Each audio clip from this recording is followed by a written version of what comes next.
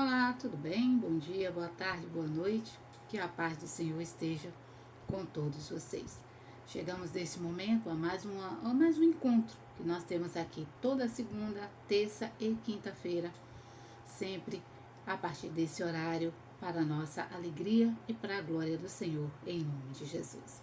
Se você ainda não é inscrito no canal, se inscreva, ative o sininho e compartilhe os nossos vídeos para que outras pessoas possam conhecer o Feito Luz e assim poderem participar conosco dessa tarde de bênção, de vitória, em nome de Jesus. Pai do Senhor, irmã Minamara, Pai do Senhor, irmã Isabel, Pai do Senhor a todos, a todas, em nome de Jesus. Feche seus olhos, vamos fazer uma oração e assim eu volto com a ministração da palavra de Deus. Bendito Deus e glorioso Pai, entramos na Tua presença neste momento e Te apresentamos as nossas vidas. Te pedimos perdão pelos nossos pecados e por nossas falhas e pedimos ao Senhor que ouça o nosso clamor, a nossa oração e se faça presente aqui em nosso meio, em nome de Jesus. Repreendemos toda e qualquer ação maligna, determinando a saída de todo mal e que a bênção de Deus venha agora e nos alcance, em nome de Jesus. Amém? Sejam todos vocês muito bem-vindos. Abra sua Bíblia, se possível for, no livro, na epístola, na carta a Timóteo, segunda carta a Timóteo, capítulo de número 2, versículo de número 14 e seguintes, tá bom?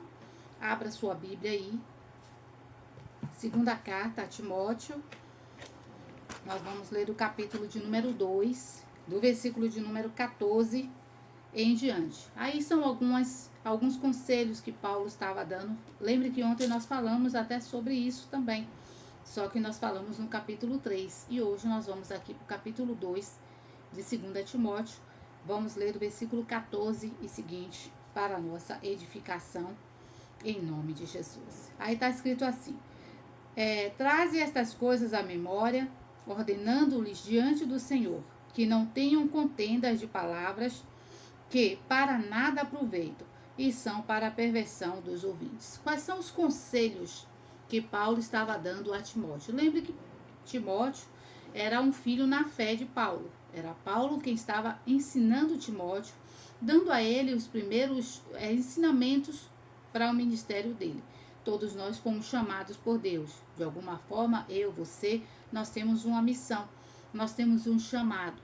Alguns têm aquele chamado para ir aos púlpitos, no caso dos pastores, missionários, obreiros. Outros, o chamado é pregar para a própria família. De qualquer forma, a responsabilidade é a mesma, o peso é o mesmo, a responsabilidade é a mesma. Porque a Bíblia diz que quem não cuida dos seus é pior do que os incrédulos. Então, precisamos, de fato, estarmos aptos para fazermos a obra de Deus. E o primeiro conselho dele é o quê? É evitar discussões acerca das doutrinas, acerca dos ensinamentos. Cuidado. A palavra de Deus é para ser ensinada, não discutida. Se alguém vem... E outra coisa, quem mais vai discutir com você são as pessoas que supostamente conhecem a palavra. Acham que às vezes entende mais do que você e vai querer contender. Por exemplo, às vezes a gente prega, né, o Salmo 23, por exemplo, a gente tá escrito lá: o Senhor é o meu pastor e nada me faltará. Eu vou até abrir aqui a minha, se você estiver com a sua Bíblia, porque vai abrir a outra, porque essa está aberta aqui em Timóteo e eu não quero ter que fechar ela e abrir de novo. Então, para não ter esse problema, eu vou abrir aqui no Salmo de número 23, para ler como está escrito aqui. Aqui. Salmo 23, versículo 1 diz assim: o Senhor é o meu pastor, nada me faltará. Tem uma vírgula, né? Tem um ponto aí, um ponto e vírgula aí. O Senhor é o meu pastor. Qual é a função do pastor? Guiar a ovelha, ensinar, alimentar, nutrir. Essa é a função do pastor, né? Doutriná-la. Porque você sabe que a ovelha é um animal, irmãos, que precisa muito de cuidado. É por isso que nós somos ovelhas e temos que ter um pastor. E a Bíblia diz, aí tem ponto e vírgula e fala: e nada nos faltará.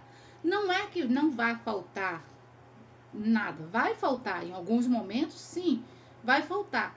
Em alguns momentos você vai passar por necessidades, mas você não vai permanecer nesse problema. Você vai passar pelo vale da sombra da morte. Você vê que Davi diz, ainda que eu passasse, ainda que eu andasse, ele não estava andando, mas ainda que ele viesse a andar, ele não temeria mal algum. Não importa o problema que você está passando, não importa o problema que você está vivendo agora. Se Deus é o seu pastor, se o Senhor é o seu pastor, não vai lhe faltar recursos para tomar posse da bênção. Não vai lhe faltar força para continuar andando, para continuar lutando. Não vai lhe faltar fé para continuar permanecendo na palavra. Não vai faltar ânimo para que você continue orando. Isso é o que a Bíblia. E outra coisa, e nada nos faltará. Ou também ele não nos faltará. Deus não irá faltar em momento algum. Ou seja, ele não nos deixará só em momento algum. Lembre que a Bíblia diz, eis que estou convosco todos os dias até a consumação dos séculos. Timóteo, 2 segunda carta a Timóteo, capítulo 2, tá bom? Do versículo 14 até em diante. Eu já tô lendo ainda o versículo 14, tá bom, gente?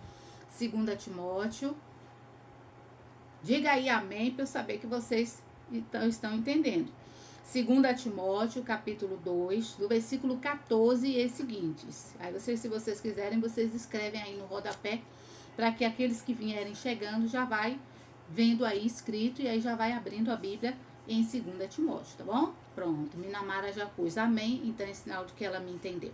Então, às vezes as pessoas tentam distorcer esse Salmo 23. Eles podem até dizer assim, mas não pode faltar nada ao crente, porque a Bíblia diz, e nada nos faltará. Faltará sim. Você vai passar por alguns momentos de dificuldade, a própria Bíblia diz, no mundo tereis aflições. Não é porque você é cristão que você não vai passar por momentos difíceis. Quantos cristãos nós conhecemos que sofrem algum tipo de enfermidade?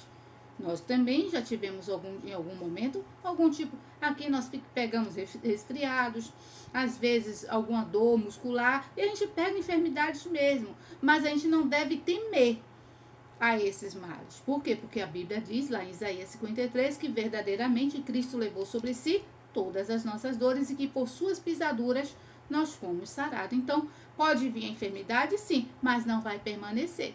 O mal que vier nos atingir não é para a nossa morte, mas é para que o nome do Senhor venha a ser glorificado. Como esse nome vai ser glorificado? Através da nossa perseverança, da nossa fé em ação, do poder de Deus que vai entrar em ação, nos trazendo a cura, o milagre, em nome de Jesus. Então, a palavra de Deus não é para ser discutida. Toda vez que alguém querer debater com você doutrinas, lembre-se que doutrinas geralmente são coisas que vêm do próprio homem. Eu tenho que ir para aquilo que está escrito na Bíblia. Por exemplo, eu cortei meu cabelo. Todo mundo está aí vendo que eu cortei o cabelo. Para algumas pessoas, outros cristãos, o que eu fiz é erradíssimo. Porque eles dizem que o meu cabelo, que o cabelo da mulher é o véu. Só que a Bíblia diz que o véu que separava não separa mais. Eu não preciso de um véu para entrar na presença de Deus. Eu preciso de um coração puro. Eu preciso de um coração sincero. Eu preciso de uma alma, de um espírito quebrantado diante do Senhor. Eu cortei ele aqui. Eu podia ter raspado o meu cabelo se eu quisesse. Vocês estão entendendo? Exatamente. Eu podia. A irmã disse assim, tá chique. Ficou chique mesmo, né? Parecendo até uma madame. Até parece, né? Que eu sou isso. Mas para você ver. Então eu fui lá e cortei. A minha vontade era cortar muito mais. Por exemplo, se vocês conheceram, não sei, Isabel, como é que tá Isabel agora, mas o cabelo de Isabel é bem curtinho mesmo. A minha vontade era colocar igual da Isabel. O cabelo de Minamara é bem curtinho mesmo. E eu fui, o rapaz no salão disse, não, vou te deixar chique. E deixou o cabelo, ele disse que um cabelo que ia ser muito falado. E tá sendo realmente bem visto, bem aceito. Então, para você ver, olha minhas unhas como estão, elas estão vermelhas. Para algumas pessoas que se acham entendedores da palavra, eles vão me criticar. Esse negócio de unha pintada, isso não é coisa de mulher de Deus. Mas eu pinto a minha unha e eu continuo sendo de Deus. Eu cortei o meu cabelo e eu continuo sendo de Deus. Eu uso calça e eu continuo sendo de Deus. Mas para algumas pessoas isso não é certo. Mas é doutrinas que é feita pelo próprio homem. Ultimamente, eu não tenho pintado, mas eu gosto muito de pintar o cabelo. E quando eu pinto, eu gosto de pintar para que todo mundo veja que eu pintei. Eu não vou chegar no salão, levar uma tinta da cor do meu cabelo só para tirar os brancos. Não, eu quero pintar e eu quero que todo mundo veja. Já desse, Xênia pintou o cabelo dela de vermelho. Tirou uma foto, mandou para mim, disse, e aí, como tá? Tava linda, maravilhosa com aquele cabelo vermelho.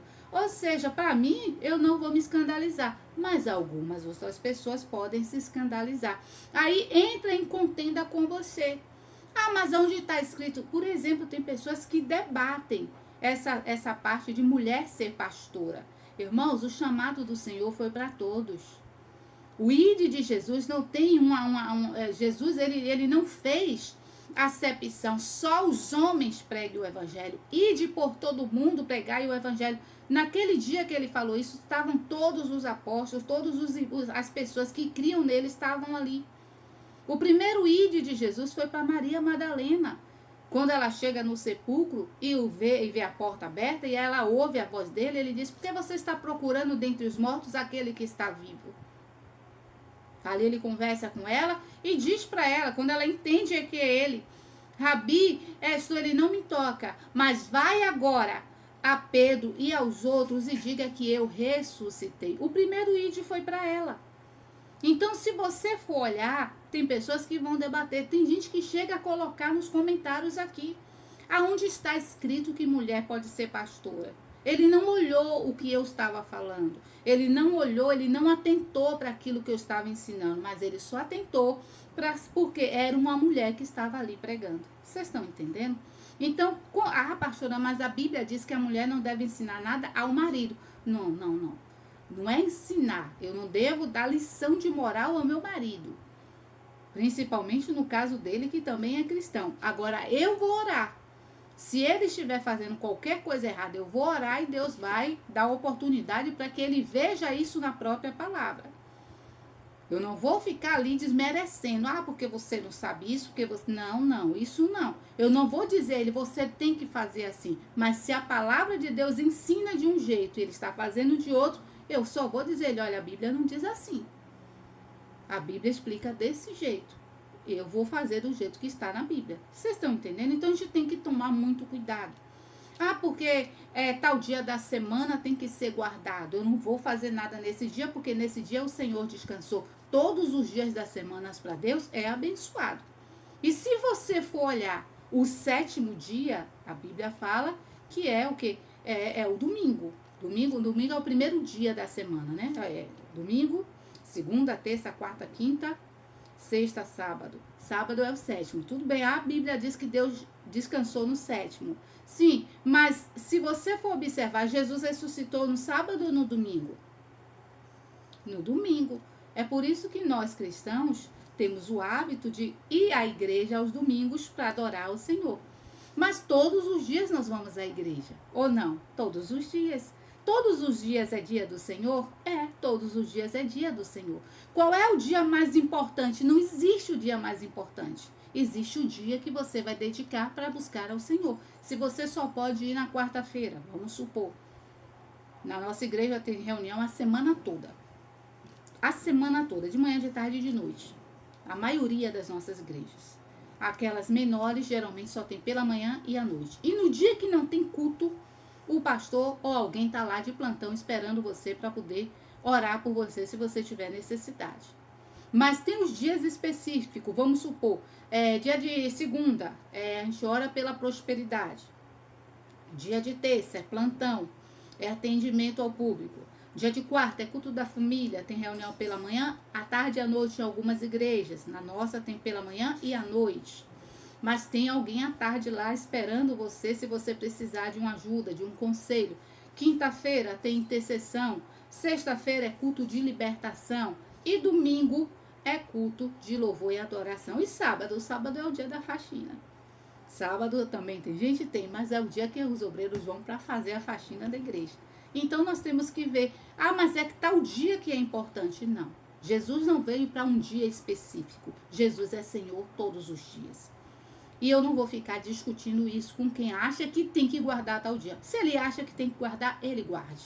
Mas eu não sou obrigada a fazer.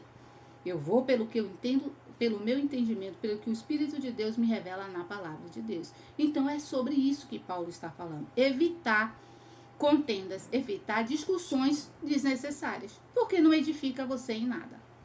Aí ele fala no versículo 15, 2 Timóteo, capítulo 2, versículo 15.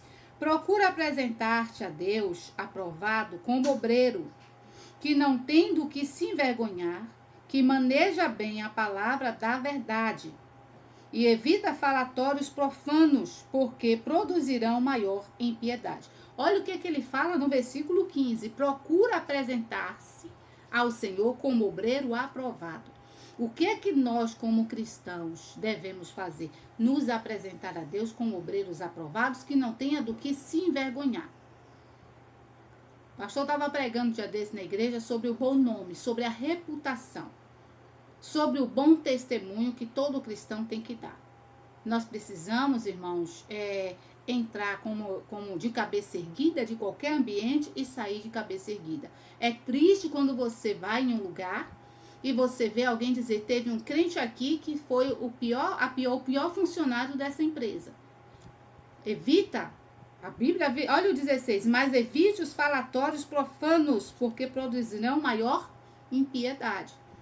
Evite dar lugar para que alguém fale de você e evite andar com pessoas que têm o hábito de também fazer isso.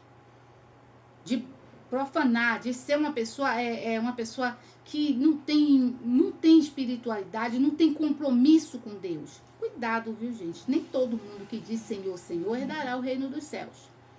Não é porque frequenta a igreja que é crente. Pasme no que eu vou lhe dizer. O diabo frequenta a igreja, mas ele não é convertido. Oxe, o diabo frequenta a igreja de que jeito? Tem fofoca na igreja? Tem.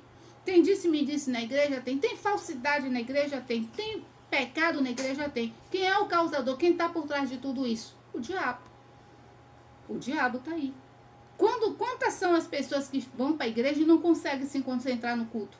Porque fica ali ouvindo aquela voz. Será que você apagou o fogo? Será que você fechou a porta? Será que fulano não vai chegar e não vai te achar lá? E a pessoa fica totalmente o quê? Dispersa.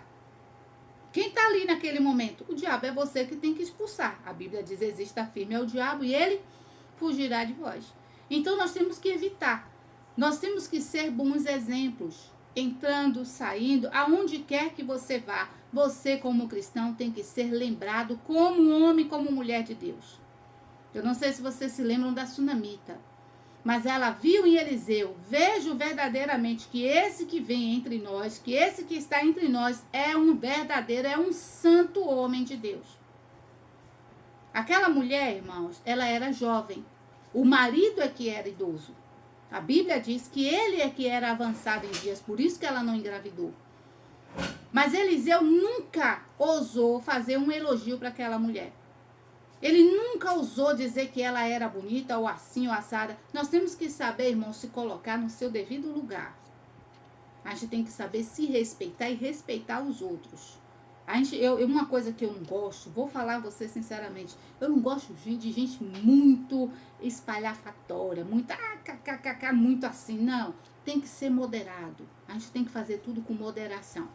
Você pode expressar a sua alegria, seu sorriso, sim, mas tudo com moderação. Tem gente que você tá lá na esquina, ela tá, ô fulana! Ô, irmãos, tem um pouco de educação.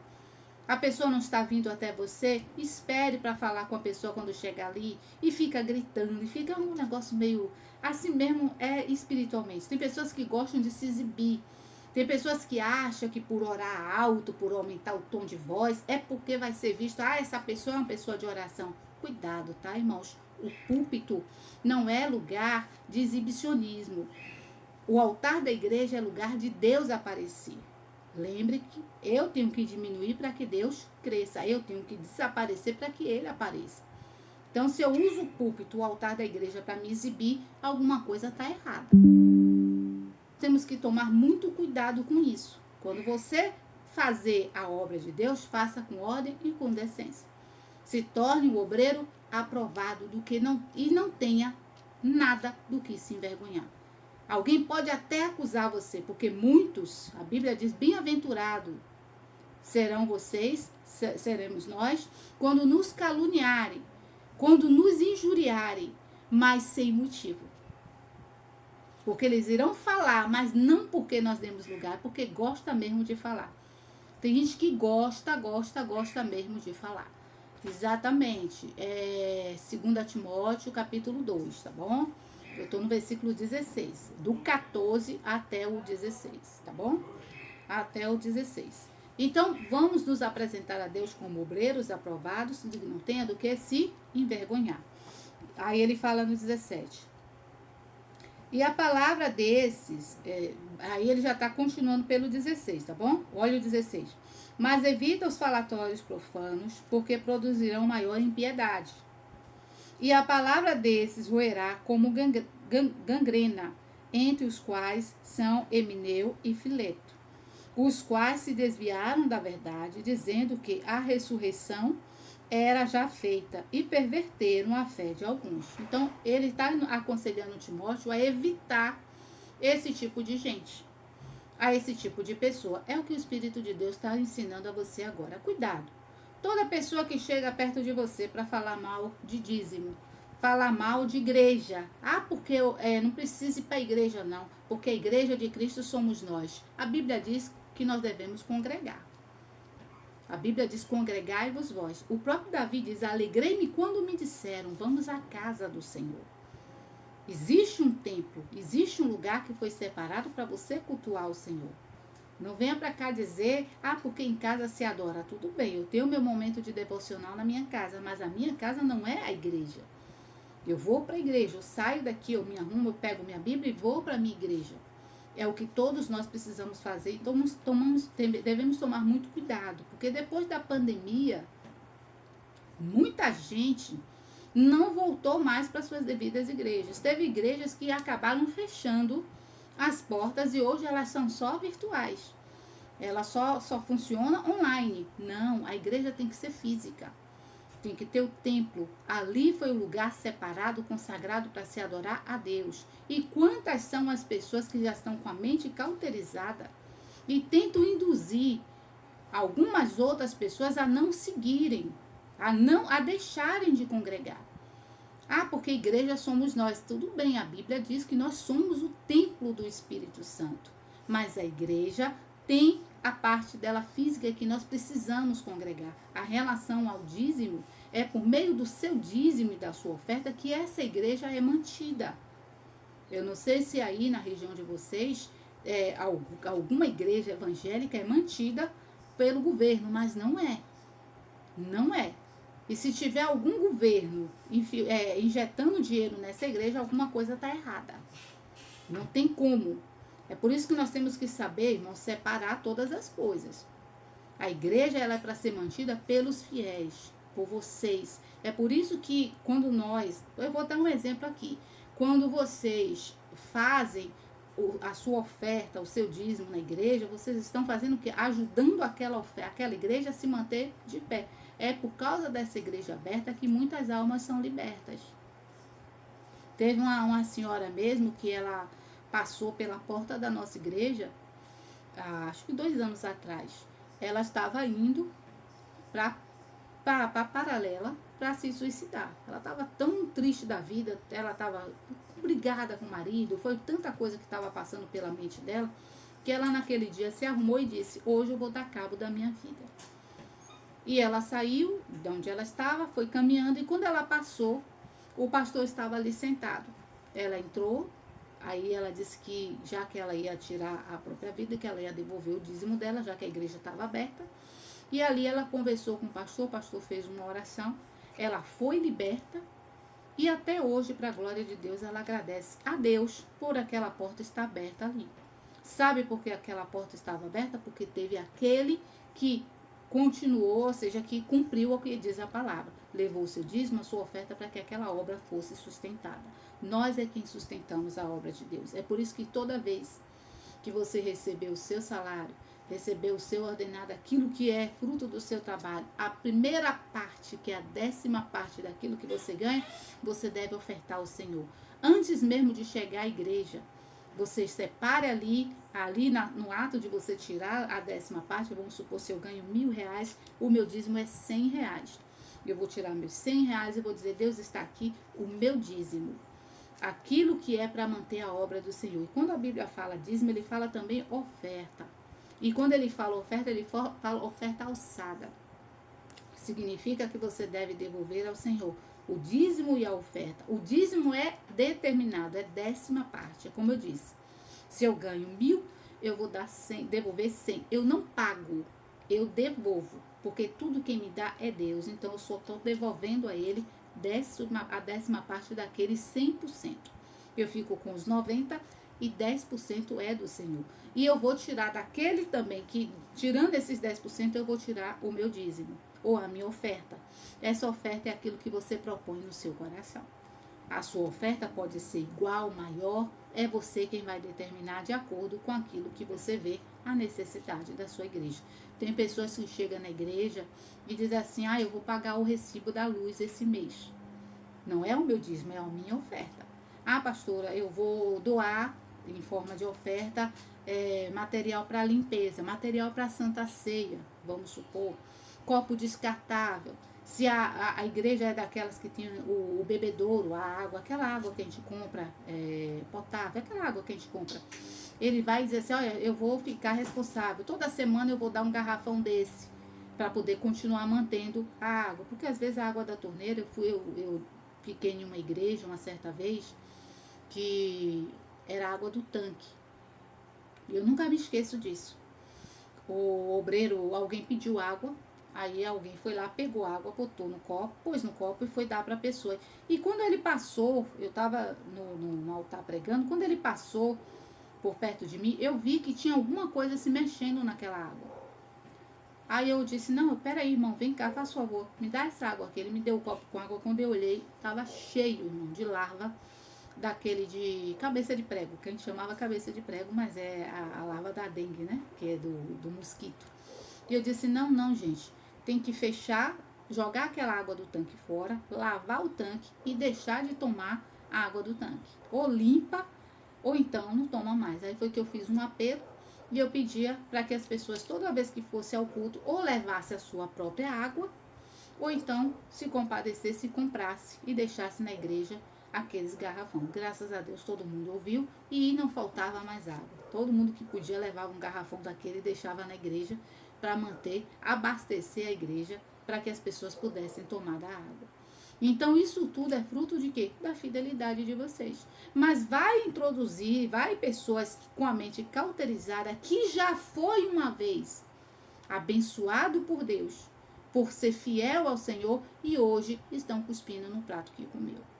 E além de tudo, ainda tenta introduzir isso na mente de vocês. É por isso que vocês estão vendo hoje em dia muito cristão com depressivo, com espírito de loucura. Espírito de loucura. O que tem de cristão? Gente, tem uma senhora que vai lá na igreja que ela fica o tempo todo assim, ó, e fazendo Você vê mesmo, ela é cristã, ela não erra o caminho da igreja, mas a mente dela tá completamente o quê? Totalmente distorcida, perdida. E você nota, tudo isso é o quê? É ensinamentos que vêm e acaba confundindo a mente. Pelo amor de Deus. A Bíblia diz, examine tudo e retém aquilo que é bom. Só deixe na sua vida aquilo que realmente agrada ao Senhor. Amém? Ele diz aí, versículo de número 19. Todavia, o fundamento de Deus fica firme, tendo este selo.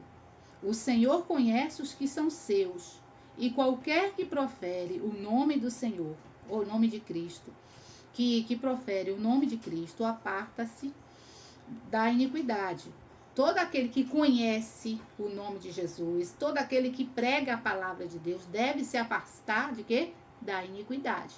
Aí ele diz aí, versículo 20.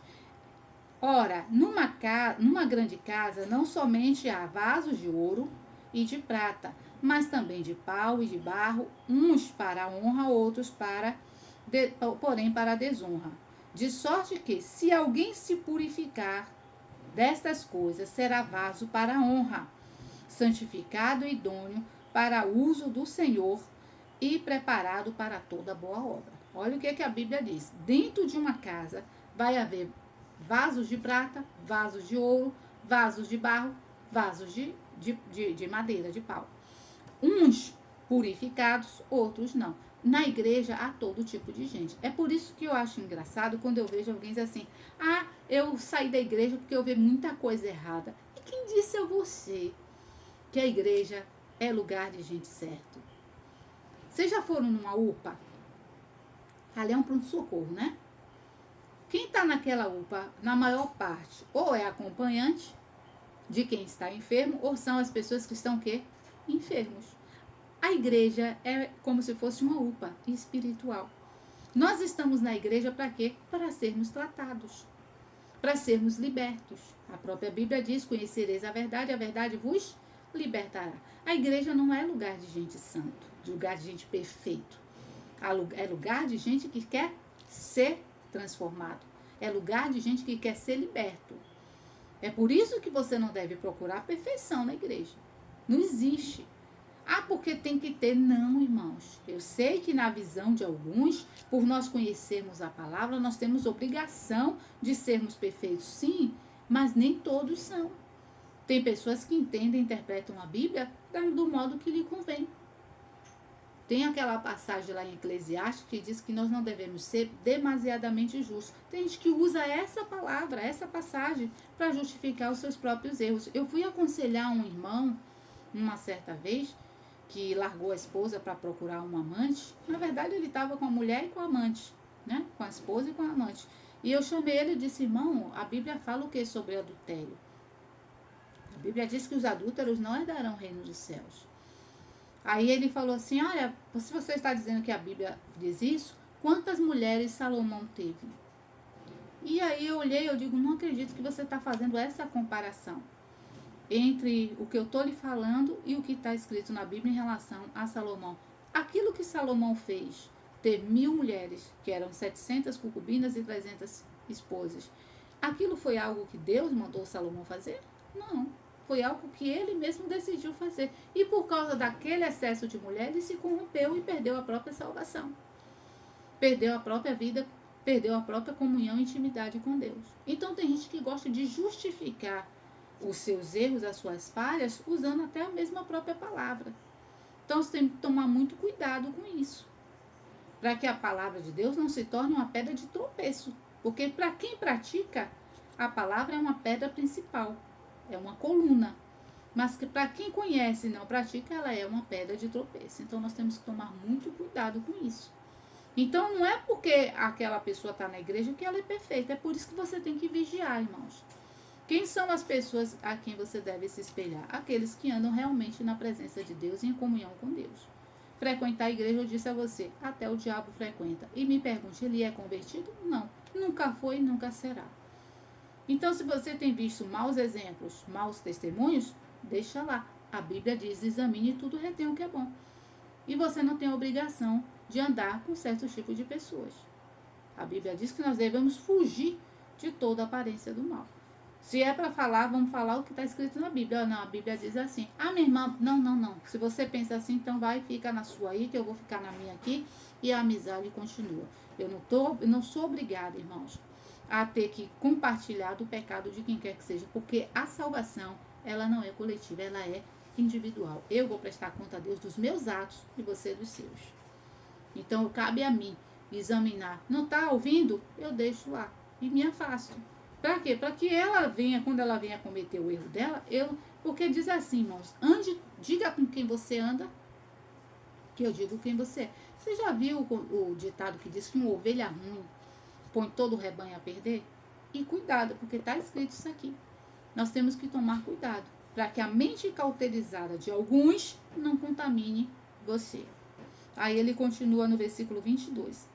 Foge também dos desejos da mocidade e segue a justiça, a fé, o amor e a paz com os que com um coração puro invocam ao Senhor. Fugir das paixões da mocidade é o quê?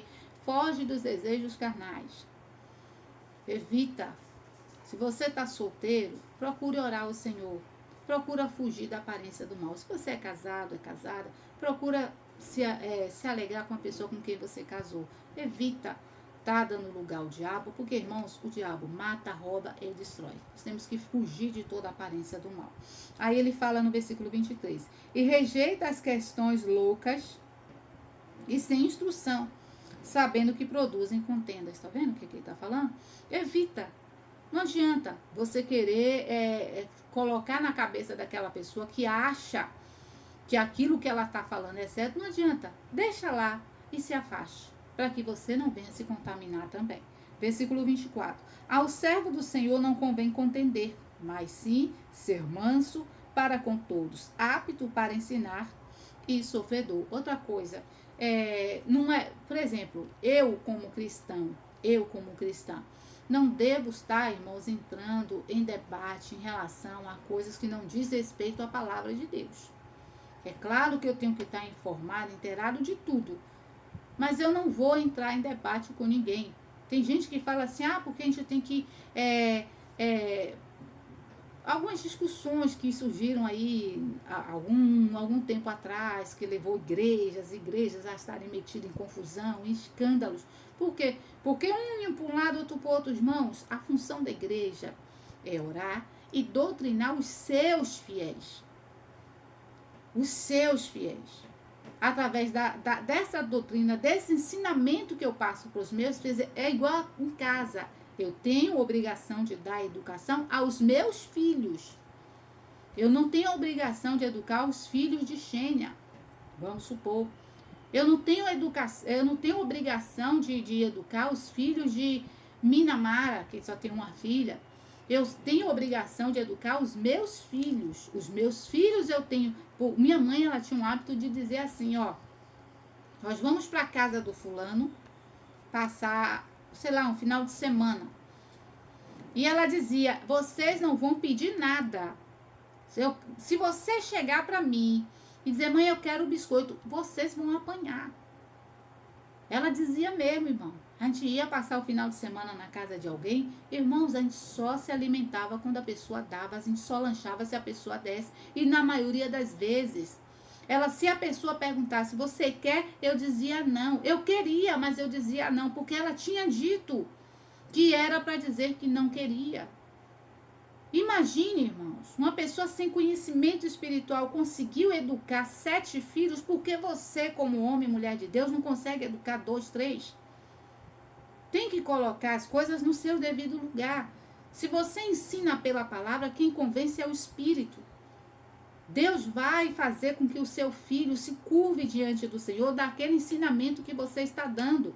A Bíblia manda nós andarmos na verdade, evitarmos falatórios, evitarmos contendas, discussões, maus exemplos. Então, sempre faça isso com os seus filhos. Eu sei que é uma cobrança muito grande na vida deles. Eu sei porque eu fico imaginando, né, meus filhos, minha avó, eu vou falar de minha avó. Minha avó, quando eu ia para a igreja com ela, que ela ia para os cultos, assim que a gente chegava, a gente sempre chegava cedo. Se o culto começava às 7h30, a gente chegava às 7 horas lá. Minha avó dizia, ia comigo na porta do banheiro, entre aí, vá, beba água. Aí ainda mandava, vovó, não quero não, beba. Pode tomar 2 copos com água. Misericórdia, pastora, era. Eu tomava o copo com água e ali eu fazia o quê? Ela entra no banheiro e faz xixi. E eu entrava no banheiro, fazia xixi e voltava e ela dizia, sente aqui agora. E só levanta quando o pastor disser amém. Irmãos, parei. Eu tinha que ficar ali sentada.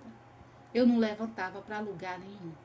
Eu não tinha desculpa de dizer que eu estava apertada, porque eu já tinha ido no banheiro e ela viu que eu tinha ido. A maioria dos jovens, dos adolescentes, nessa igreja que minha avó congregava, ficava tudo na porta da igreja. A igreja ela não era primeiro andar, mas ela tinha uma escada e tinha um varandão e tinha que dava acesso à rua. Então os jovens ficavam tudo ali. E eu não ficava lá. Ela olhava, quando ela passava, ela dizia, se um dia que eu chegar e ver você aí, eu lhe bato na frente de todo mundo. Que violência, não, irmãos, mas foi assim que eu fui educada. E é por isso que hoje eu não aceito menos do que isso. Lugar de crente é sentado na igreja ouvindo a palavra. Esse negócio de levanta, sai, vai para o banheiro. Chegou na igreja, vai direto para o banheiro, beba sua água e sente. Tenha reverência. Se você for para uma audiência, alguém aqui já foi para uma audiência? O juiz está ali, imagine, você é parte dessa audiência, eu sou a sua advogada, você é parte. O juiz está ali falando aquela coisa, você fala, ó doutora, ó excelência, peraí que eu vou ali no banheiro e volto. Não vai não, irmãos. Não vai não. Porque se depender do juiz ou da juíza, você nem sequer o celular, olha que eu estou observando é isso. Tem gente que chega no culto e fica nas redes sociais, ó, olhando, trocando figurinha, tirando. Não, minha irmã, não. Eu quero que Deus realmente seja reverenciado. Eu não quero, de jeito algum, tratar Deus como outra pessoa qualquer. Então, a gente tem que ter esse cuidado, esse zelo. Olha aí, versículo de número 24. E ao servo do Senhor não convém contender, mas sim ser manso para com todos, apto para ensinar e sofredor. Versículo 25. Instruindo com mansidão os que resistem a ver-se. Porventura, Deus lhe dará arrependimento para conhecer a verdade e tornarem a despertar, desprendendo-se dos laços do diabo, em cuja vontade estão presos. Aí ele fala que nós temos que ser capazes de libertar, por meio da nossa vida, do nosso exemplo, do nosso testemunho, aqueles que uma vez já tiveram entendimento e foram seduzidos, enganados por espíritos enganadores, que se deixarem enganar, você tem que ser usado por Deus para libertar tais pessoas em nome de Jesus. Seja um obreiro aprovado, faça a obra de Deus com ordem, com decência, para que Deus possa assim abençoar você ainda mais, em nome de Jesus. Amém? Graças a Deus. Vamos orar, vamos fechar os nossos olhos. Eu estou olhando aqui que está todo mundo aqui comentando aqui no chat. Eu quase não posso. Se eu ficar entretida aqui, distraída aqui, acabo me perdendo cá. Então é por isso que eu foco aqui. Eu só deixo para olhar o chat quando a gente termina. Vamos orar, feche seus olhos, vamos falar com Deus.